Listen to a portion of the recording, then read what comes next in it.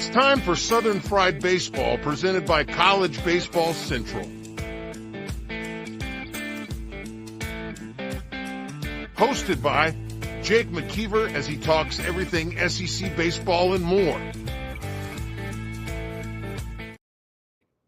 Welcome back, College Baseball Central fans. We did it. We made it to the end of the season.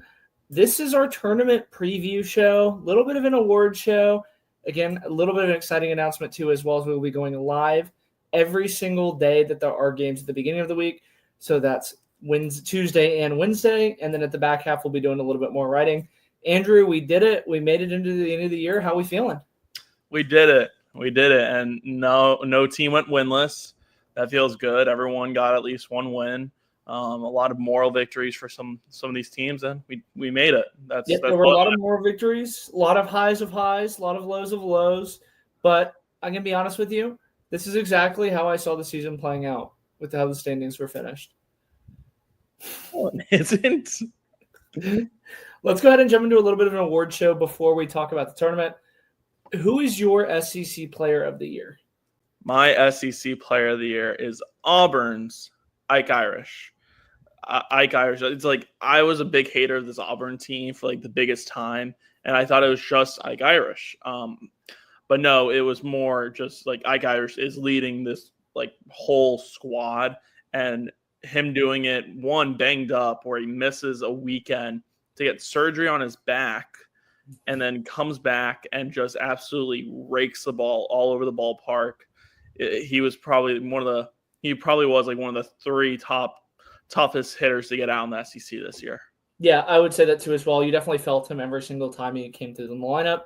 I think it would have been Rylan Zaborowski if he had made it through the entire year healthy. Unfortunately, He did have some injuries. I'm going to go with Wahewa Aloy up at Arkansas. He was a fantastic defender. He hit the ball all over the yard. He batted 3-hole for a high-quality Arkansas Razorbacks team. Really kept them afloat at many times during the season. For all of Arkansas's offensive boys coming into the season, they didn't have a ton of them, and I think that Wahewa Aloy is a big reason for that. So congratulations to Wahewa Aloy. I have a feeling that he's probably going to get his name called around a few more awards, if I'm being honest with you. Yes. Let's move on to the pitcher of the year. Who are you going with on that aspect? I think we both agreed on this one. I actually have a little bit of a change in the ninth hour, if you will. Oh, plot twist. Okay.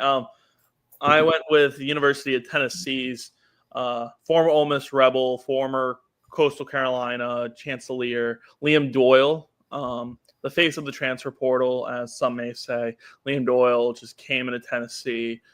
Me and Jake have actually we talked to him when he was at LSU, and he just seems to have this whole new swagger to him that he didn't have at Ole Miss last year. Do you remember that one when they were in the delay and they showed him down at the bullpen spinning a medicine ball at his finger, and he just turns and waves to the crowd like he's a fan? Yeah. That was one of, I think, the funniest moments of the year for me was watching that. Yeah. I mean, he came in this Tennessee pitching rotation. He came to this Tennessee pitching rotation where they've been known to just have really great pitching the last couple, I feel like 5 years now. And he just was a frontline starter and probably will be. No, he probably won't be NCAA pitcher of the year, but he'll probably be one of the finalists for NCAA. Yeah, he did have kind of a rough outing last time out there. I think that's going to be the difference for me that really made me flip. I'm going to go with Dylan Volantis, who's named a Golden Spikes finalist. Volantis led all pitchers, minimum of 25 innings, and ERA at 1.59. Walks, hits, innings pitched at 0.85. Batting average against at 160, and 11 saves in SEC play. He was a big reason for Texas being considered the luckiest team, if you will, based on advanced analytics because they won so many of these one-run ball games. Mm-hmm. Again, 11 saves is the most ever for an SEC freshman. Never had his freshman moment that we always kind of thought was coming. No. There were numerous fantastic moments for Dylan Volantis. I think that it's going to be Dylan Volantis for pitcher of the year. That's a good one. That's a good segue into freshman of the year. That is.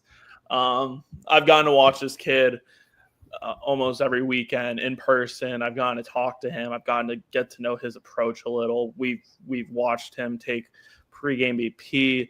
That's LSU's freshman stud outfielder, Derek Riedell. I went with him because you can talk about that on base streak, you can talk about the hitting streak, but just the veteran presence he already has in this LSU lineup. Jay Johnson has said it like so many times. It's tough for an 18-year-old to come into an SEC school and just dominate the way he has. And like Derek Riedell and Jay Johnson have this bond that I feel like not a lot of freshmen have with SEC coaches, where Derek could text him at 11 p.m. on a Thursday night, say, hey, I'm going to be great tomorrow. And next thing you know, he's going to be great. Yeah, it's been a pleasure to watch him.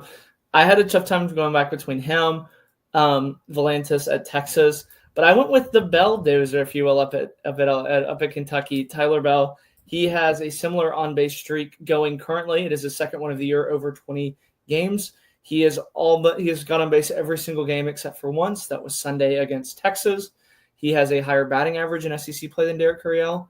He plays a lot better defense at shortstop, and he's a premium position. He's batted leadoff and second for a Kentucky team that I think is really underrated. And I think in order for you to be freshman of the year, it has to be a combination of three things. Highly rated recruit coming in that you live up to the hype. Tyler Bell was rated higher than Derek Riedell. Batting average and something that's never been seen before, I think is what it's going to take to beat Dylan Volantis. We've never seen a freshman reach base as many times as he has. He is second in the entire SEC in games on base behind just Andrew Fisher, who was on base every single game.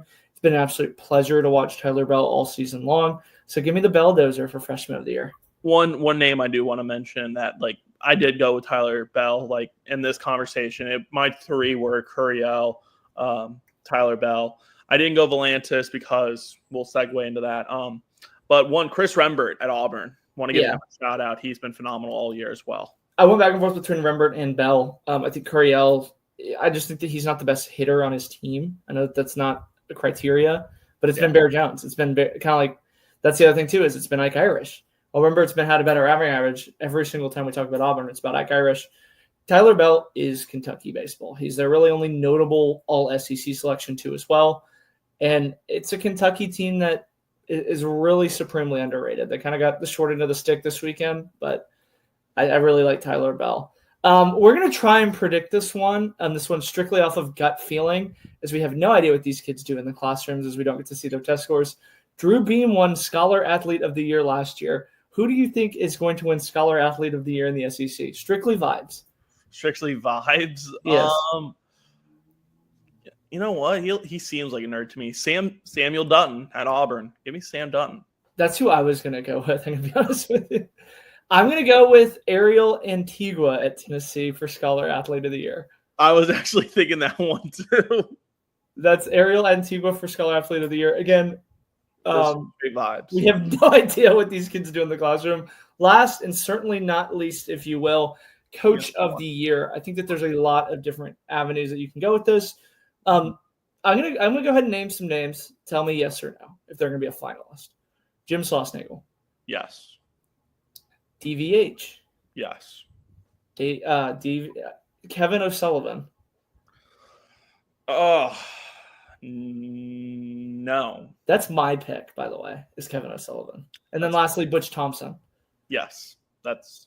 All right. I gave you my winner. I'm going with Kevin O'Sullivan. The job that he did with this team, with the amount of injuries that they had, righting the ship after starting 1-11 in SEC play. They've been on an absolute roll. They're winning games with 9 position players, now 8 position players at times. Brody Donay was their emergency catcher, is now their everyday catcher. They have had their 3 best hitters with Heyman have missed time significantly and are out for the season. They've never had a Sunday guy really this entire season. I think that this is the best coaching job that anybody in the country has done, is Kevin O'Sullivan at Florida. I agree. I think he's done a phenomenal job.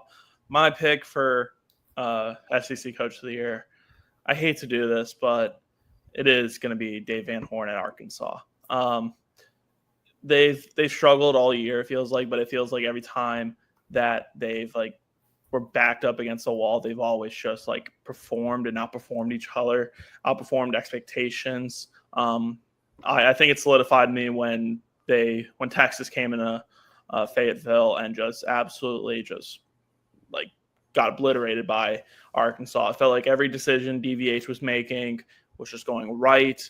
every decision that Nate Thompson and like the rest of his coaching staff was making. I thought it was just going right. All right, I do want to do one more game before we jump into the tournament. I'm going to pull up the SEC all-freshman team from last year. You're going to tell me, did they get better? Did they remain the same? Or did they regress? We'll start with an easy one, if you will, a real alley-oop. Gavin Grahovic at Texas A&M. First team all-SEC freshman last year. I feel like that doesn't count. He's been. Yeah, I think it's an NA. Yeah, it remained the same. Unbelievable season from Gavin Grahovic last year. Unfortunately, he was injured. Gabe Gackle also. I think he regressed a little bit.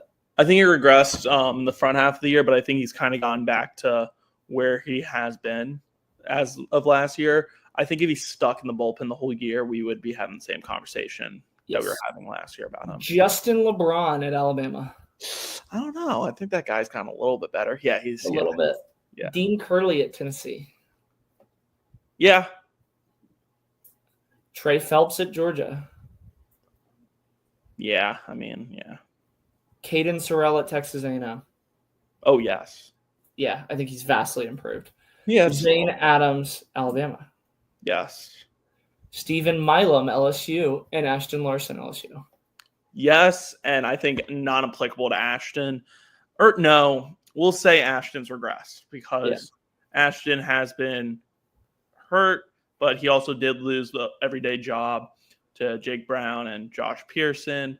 And then just kind of he's a pitch hitter, but he's banged up. He's a platoon. Cade Ballou, Auburn. Yeah. I think he's improved a lot. Liam Peterson, yes. I think that's a pretty easy one. Nolan Souza, NA due to injuries. Yeah, injury. All right, let's go ahead and jump into the tournament again. We are getting breakfast with the SEC, if you will. We'll start at the top of the hour, starting off at 9:30 Central Time, Tuesday morning, Missouri versus Alabama. I'm going with Alabama. Yeah, I'm going with Alabama too. Yeah, if you have like $5 and someone offered you to put it on Missouri to win the SEC tournament, I would say no. Just keep your $5. Yeah, Alabama. I like Alabama to make a little run here, actually. I do too, as well. Remember that bet with South Carolina and Missouri is still in fit play.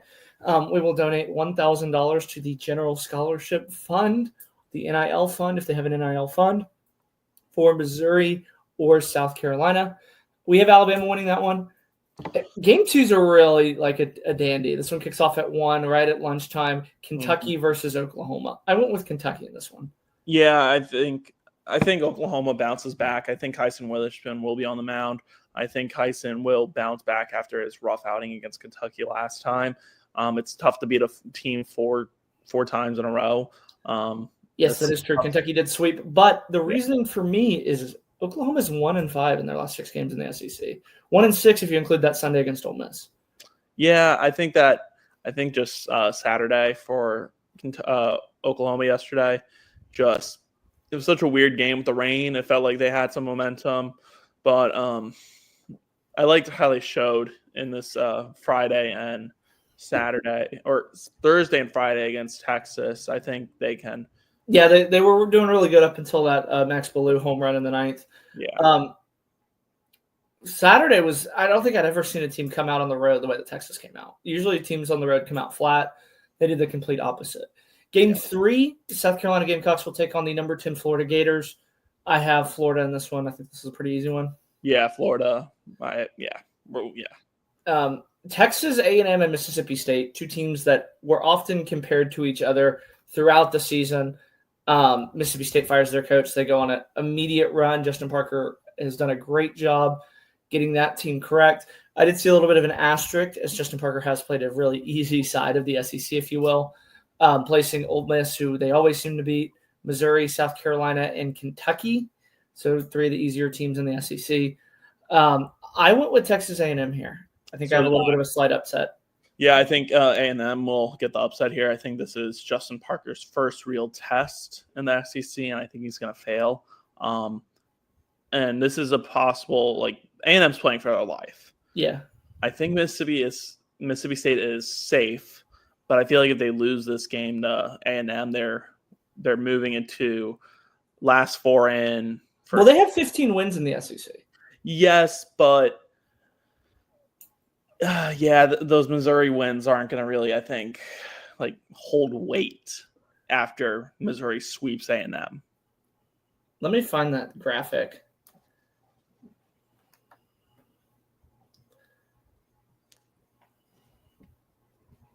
Just if you will, because the almanac, if you will, is what I've kind of come to call it at this point. The chalkboard. What the hell is it? Let me find it. SEC teams that have gotten to 15 wins or have made the tournament 78% of the time since 1999. And the way the bubble is, I think Mississippi State's completely fine, even what they lost. We saw it with Ole Miss back when they won the national championship. That is going to kick off at 8 p.m. Central Time Zone, pending. That one's always at risk for starting way later. Second round games, we have Alabama versus Tennessee. Tennessee, obviously, of course, took 2 of 3 from Alabama at the beginning of the year. It was a highly contested series. These are 2 teams that are falling back, by the way. I would like to point that out. Yeah. This seems like the ultimate confidence game for the winner of this one and the ultimate, oh shit, we might be in trouble, fan base overreaction with the loss. Yeah, I think Tennessee's just they didn't get the start they wanted from Liam Doyle this weekend. Then Tegan Kuhn's box and just nothing went their way. Saturday, it was all Arkansas there. Tennessee just like they haven't won a SEC series, it feels like, in forever now. The last one was Ole Miss, and even then the series before that, they lost to Texas A&M. Yeah, I feel like ever since that delay, like that doubleheader for Texas A&M, this hasn't been the same Tennessee team. And I think Tony V would probably tell you that. They're just an unconfident bunch, and as Tony V said after that A&M series loss, we're not the most talented team. We need to be the most confident team, and they are not the most confident team right now. I agree. And there are idiots out there that said this Tennessee team was better than the Tennessee team last year. Yeah, some idiot said that this was going to be the best team on paper in college baseball history. I went with Tennessee because I think Liam Doyle outlasts Zane Adams. I am going Alabama because I think this Alabama lineup, I think Cade Snell, I think Justin LeBron, I think Richie Bonamolo Jr., I think that core right there is starting to get hot again.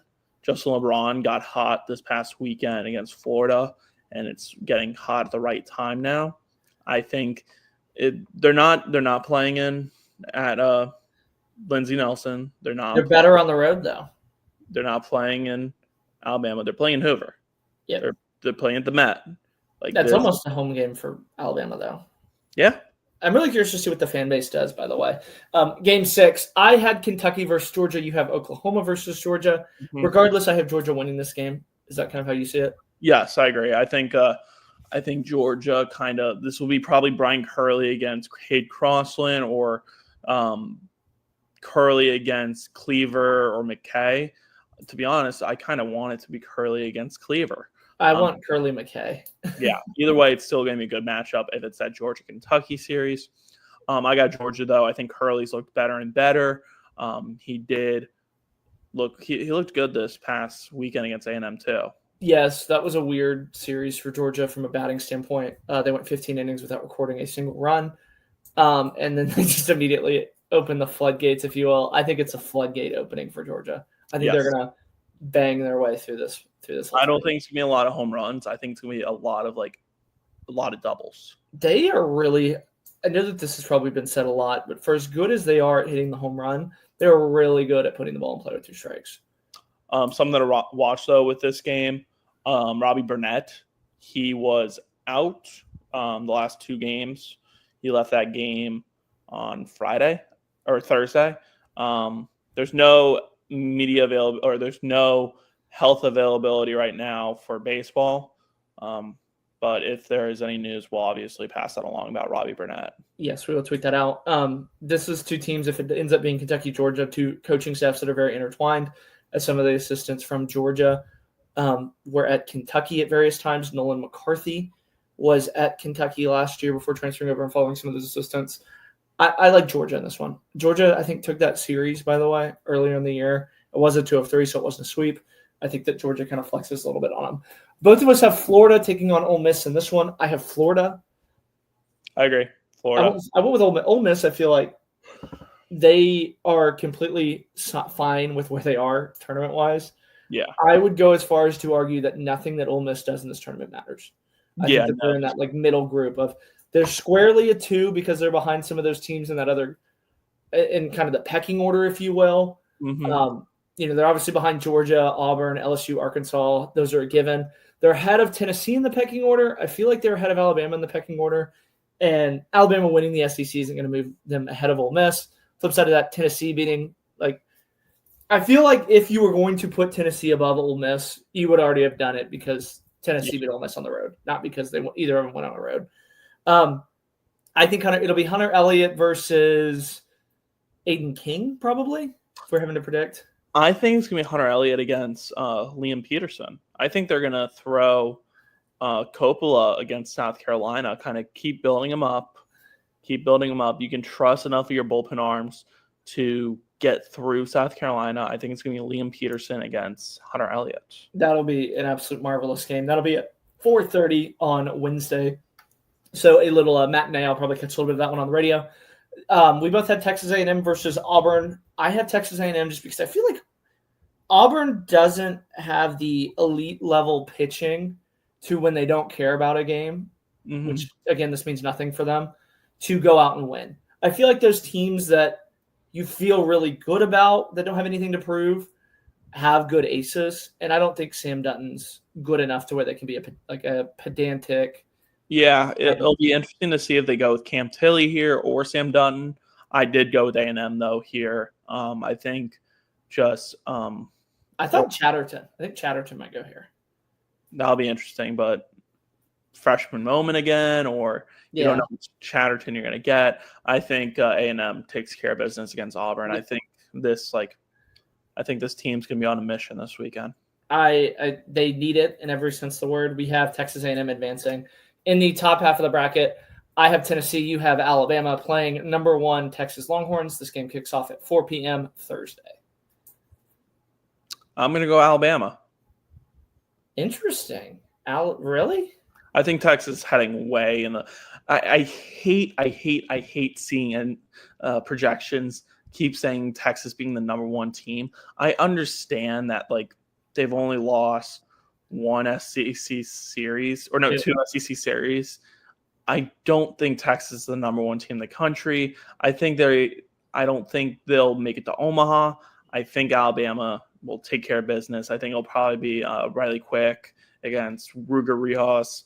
And Ruger's, he's been very inconsistent lately. I think Harrison or Grubbs. If it's one of those two, then maybe Texas, but I feel very confident in Bama. I think Bama is going to kind of shock some people here, and we'll be talking about Alabama regional maybe. I really wanted to go Texas here because it feels like if you're one of these 4 teams, you want to just get one and then go home. You don't want to be sitting there playing till the end of the day. I have Tennessee taking this one just because I think that Marcus Phillips comes out, does a really high-quality start. I don't really know what Texas is going to do here. I'm going to be honest with you. There's probably 5 or 6 different pitchers that they could throw here. They could throw Flores. They could throw Ruger. They are probably the only team in this tier that don't have that set number 1 just due to Spencer being out with an injury. Ruger at times has looked like it, and then at times he really hasn't. I think that we'll talk more about Texas when it comes to tournament time. Texas won the SEC outright. They have nothing left to prove. Like I said, if they're going to be number 1, they're going to be number 1 regardless. They're not going to fall back to number 3 just because they lose to Tennessee. But from a confidence standpoint, the fans would love it if Texas got hot and won the tournament so they could run their mouth about how easy the SEC is. Yeah, I agree. Next one, Vanderbilt versus both of us have Georgia in this spot. I have the Georgia Bulldogs beating J.D. Thompson. I have J.D. Thompson dominating this Georgia lineup again. Interesting. Yep, they did just play a few weeks ago. It's going to be an interesting one. I think that this is probably the game that I'm going to be most excited for is Vanderbilt versus Georgia. Georgia's, I think, a lot better than 5th in the SEC. Vanderbilt's been a completely under-the-radar team, if you will. I really like Georgia to come out and beat this one. Yeah, I like Vandy. I like the way they've been swinging the bats. They're kind of like the '86 Mets at this point. They're down to their final out, down to their final strike, and then they find magic. They always seem to find that magic. Yeah. Game 11, this is going to take place on Friday. Arkansas faces the winner of Florida Ole Miss. We both picked Florida, and I have Florida taking it again. I think that this is where we see that Liam Peterson. So this is where I think we're both going to agree on these next two picks because they get that Thursday off. Yes. You get that Thursday off. You get to rest some pitching. You get guys like Clemente for UF. I'm going Florida here as well. I think Florida will move on. I think they're saved pitching. I think Kevin O'Sullivan might find 1 year of eligibility for himself just getting that bat this week if he needs to. I heard that they're trying to get eligibility from a guy named TB Riedell, no relation to BT Riedell. I have seen pictures about his mustached brother, if you will, that's been going around. I heard they have a new righty pitcher named Cac Jaglione. Yeah, Cag Jaglione. No relation to Jack Caglione. No. Florida, if they get into this one, by the way, if they get past this one, who are they going to pitch? Brody Donay might be getting anything on the mound. I would eat that up. LSU plays Texas A&M. That was a highly contested series. It was really the last time A&M looked like a halfway competent team. LSU's bat woes really came to fruition that weekend. I think that ever since then they've been on a mission. They've taken more high quality at bats, but they face Texas A&M. That'll be one where it is Cade Anderson versus Miles Patton. Yeah. Another lefty for LSU. I think that this is – I had Texas A&M winning this one. A little bit of an upset. So did I. Yeah, I don't think LSU is really going into this week like caring. They got a national seed locked up. Cade Anderson, like he looked good on Thursday, or he looked good on Friday. But I think they're going to kind of maybe hold him back a little, not let him go 100% because of what happened 2 weeks ago with the wrist cramp. I think we see the bullpen struggle again against A&M. I think the bats kind of slow down. The one thing is Ethan Fry and Jared Jones have been heating up. I kind of like A&M. They need it in every sense of the word. I'm going A&M here. Sorry. It is interesting that none of these four teams are practicing, if you will. No. Yeah. So I don't know when they're actually getting to Hoover. I think they're going to. I talked to someone at LSU. They said they're getting there, I think, Wednesday night. That'll be interesting to see. So we have the final four, if you will. I have Tennessee. You have Alabama versus I have Georgia. You have Vanderbilt. I have Vanderbilt winning. I have Georgia winning. So we both had that Vandy game. I think is the most important one. I think that this is where the rubber meets the road for Tennessee. I really like Leighton Finley in this start. I think that it's a Leighton Finley redemption. He shows everybody why he was talked about as the Friday night guy for Georgia. But what was your logic behind picking Vandy here? I like Cody Boker. I like the bullpen for Vandy. I think Vandy's like pitching is just getting better and better. I think that they've gotten this late spark against Bama the last couple weeks too. A couple weeks ago, I think Bama's going to run out pitching. I think their real focus is getting through Texas and feeling safe with a possible top 16 seed. So I feel like they're going to just kind of let loose, be like, hey, we did our job. We kind of just overachieved ourselves. So, like, if we win this one, hey, like, that's great. But, like, I think Vandy's still, like – they still have their pitching set up. Yeah, Tim Corbin's on a mission this year. We don't talk about him. We've talked about him a lot the last couple of weeks. But, like, Tim Corbin has snuck this team into being, like, a top 5 team in the country. Yeah, they're a really high-quality team. It is an interesting note, by the way, as you kind of look for teams that look to bolster their resumes. a lot of them aren't going to get 2 losses like they were going to have in years past in the SEC. It used to be when you get to that Final Four, that's where you kind of feel really good because, if you drop a game, it's just 1 as opposed to dropping 2. 1 and 2 on a weekend in a tournament doesn't really look that good. I really have Georgia here. It's Georgia playing in the championship. You have Vandy. In the other side of the bracket, I have Florida versus Texas A&M. I think that Florida runs out of pitching at this point. Texas A&M's going to be completely out of pitching too as well. So I trust A&M's bats a little bit more than Florida's. Yeah, I trust A&M's bats way more than Florida. I think this is just set up perfectly because it feels like this Florida team is a mid-major team kind of built roster-wise, roster number-wise, not elite. Yeah, they're an elite mid-major. Yeah, they're even NAI kind of way. It's okay, they are down to their final 25 guys. They can't call they can't call on anyone else to come through that door. I think A&M, we've seen all these quotes about we feel bad for the fans, we feel bad for everyone.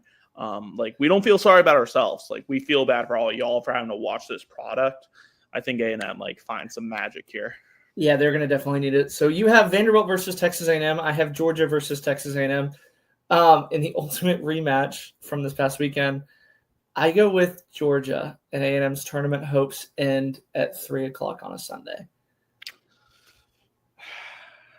I hate to do this to everyone, but Texas A&M will be playing for a national championship this year. I have the Texas A&M Aggies winning in Hoover on Sunday at 5 o'clock. Whenever this championship game will happen, I have I have the Texas A&M Aggies. I have Jace Laviolette just having the weekend or a week to remember. I've seen mock drafts kind of slip him down.